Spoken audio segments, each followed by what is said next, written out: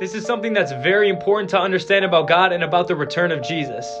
See, the same God that gave his only son Jesus to die on the cross for the sins of the entire world is the same God that flooded the entire earth because of the wickedness of mankind and only saved Noah and his family because they obeyed God.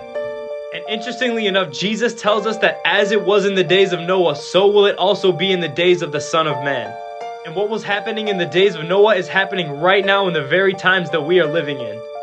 See, in the days of Noah, people were so consumed with living for themselves and chasing after whatever pleasures they wanted to, and they wanted nothing to do with God.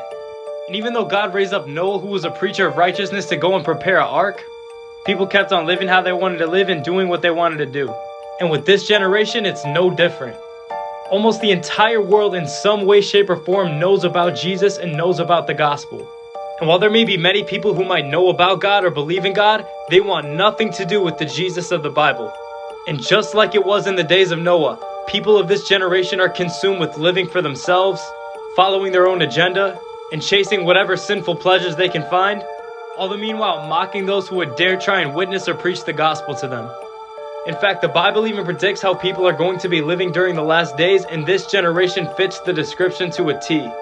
Go ahead, pause and read this and see for yourself. And while many people might think in their heads that people have been saying Jesus is coming back for thousands of years, God is still being patient with mankind because he doesn't want anyone to perish.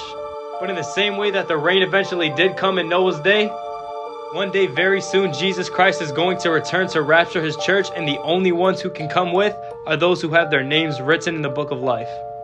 Listen, my friend, your soul is not something that you should play around with, because one day every one of us is going to have to give an account for our lives before God. And if you don't 100% know for certain that you're right with God in this very moment, that's a very dangerous place to be at. Every single one of you guys watching this video right now has a chance to get right with God because of what Jesus Christ did on the cross.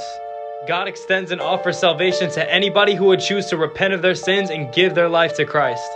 For those who want to know how to get saved, feel free to check out this pinned video on my page.